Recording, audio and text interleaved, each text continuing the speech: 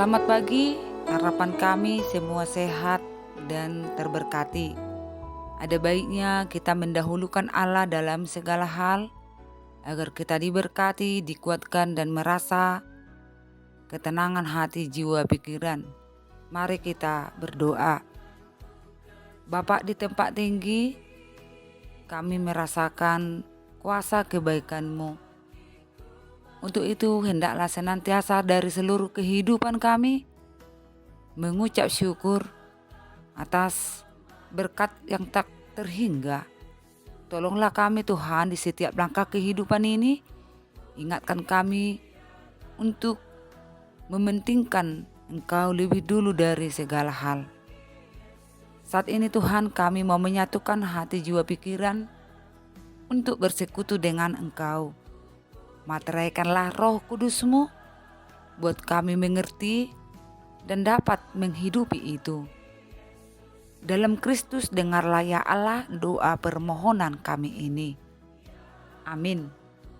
Firman Allah yang menjadi renungan buat kita pada hari ini, Selasa 17 September 2024, yang tertulis dalam Yohanes pasal 12 ayat 47, demikian bunyinya. Dan jikalau seorang mendengar perkataanku, tetapi tidak melakukannya, aku tidak menjadi hakimnya. Sebab aku datang bukan untuk menghakimi dunia, melainkan untuk menyelamatkannya. Demikian pembacaan firman Allah. Bapak, Ibu, saudara-saudari yang terkasih dalam Yesus Kristus. Kedatangan Yesus ke tengah-tengah dunia ini, kadang banyak orang salah mengartikan kedatangannya. Secara khusus orang Farisi dan ahli-ahli Taurat, apapun yang diperbuat dan dikatakan Yesus, tetap terjadi penolakan. Bahkan selalu memutarbalikkan kebenaran. Yesus mengecam orang-orang demikian dengan teguran yang keras, walau sebenarnya maksud dan tujuan Yesus untuk hal positif. Kalau kita membaca Yohanes 9 ayat 39,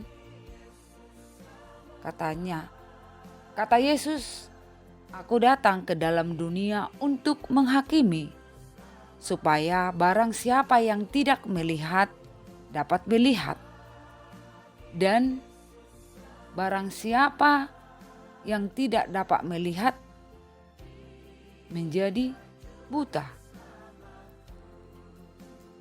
Tapi di dalam nats renungan ini seolah-olah bertolak belakang. Mengapa? Karena Yesus melihat di mana sudah sering dikatakan kepada orang banyak, bahkan kepada ahli-ahli Taurat, Farisi, bahwa anak manusia tidak terpisahkan dari Allah. Allah adalah anak dan anak adalah Allah. Karena itu di ayat 44-45 dikatakan, tetapi Yesus berseru, katanya, "Barang siapa percaya kepadaku, ia bukan percaya kepadaku, tetapi kepada Dia yang telah mengutus aku. Dan barang siapa melihat aku, ia melihat Dia yang telah mengutus aku."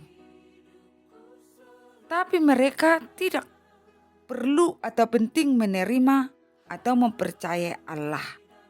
Tentu Yesus tahu bahwa Yesus juga yang mereka tolak.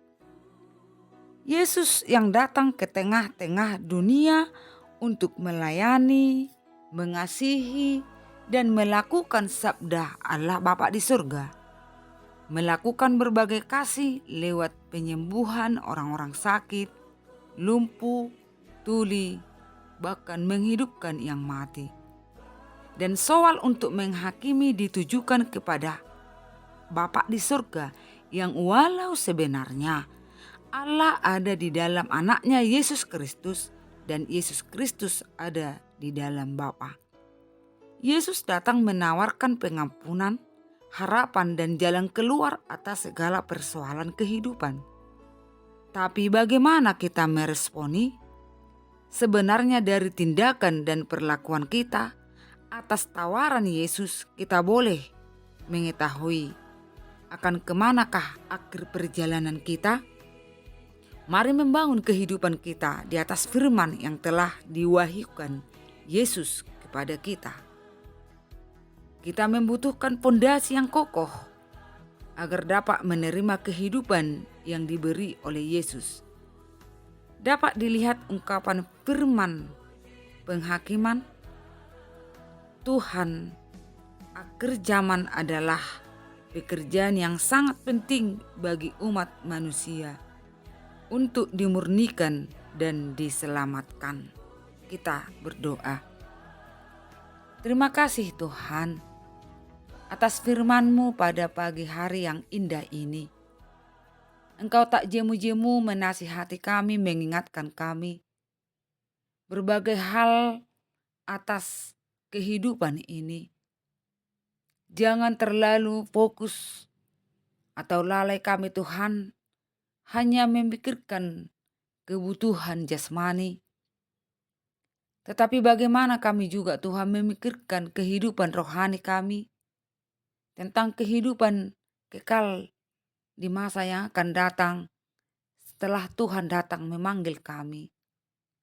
Ya Bapa di surga, ingatkan kami akan kebaikan-Mu, tetapi ingatkan kami Tuhan juga murka yang menimpa kami ketika kami tidak peduli, tidak mau tahu kebenaran daripada firman-Mu.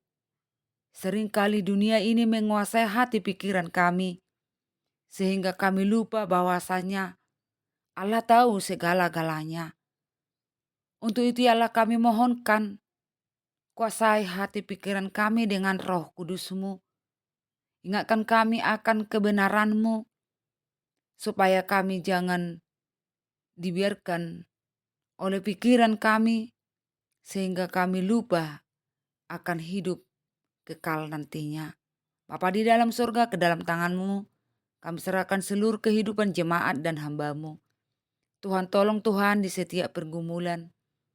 Biarlah jawaban Tuhan yang kami terima, karena kami yakin jawaban Tuhan itulah yang terbaik. Anak-anak kami yang dalam sekolahan, yang jauh dan dekat, beri hikmat kebijaksanaan, lindungi dan jauhkan segala rencana si jahat, jauh dari narkoba, pergaulan bebas. Biarlah mereka menghidupi doa, agar mereka dapat mencapai masa depan mereka. Engkau Tuhan yang menghibur orang-orang yang berduka, yang kehilangan orang-orang yang mereka sayangi. Engkau Tuhan yang menopang orang-orang lemah dan menyembuhkan yang sakit. Dengan kuat kuasa Roh Kudus-Mu, Engkau sembuhkan. Tuhan, ingatkan kami akan tugas tanggung jawab di tengah gereja-Mu, keluarga dan bangsa kami, agar kami meminta bimbingan dan Roh Kudus-Mu mampu kami lakukan. Kami tunjukkan adalah Kristen yang sejati, pengikut Kristen yang setia. Bapa di surga, ampunkan segala dosa-dosa kami dan layakkan kami menjadi anak-Mu. Dalam Kristus kami berdoa dan mengucap syukur. Amin. Anugerah Yesus Kristus, pengasihan Allah Bapa, dan persekutuan Roh Kudus kiranya menyertai kita semua hari ini sampai selama-lamanya. Amin. Tetaplah baik meski kadang rasanya sia-sia. Allah selalu memberkati kita semua. Shalom.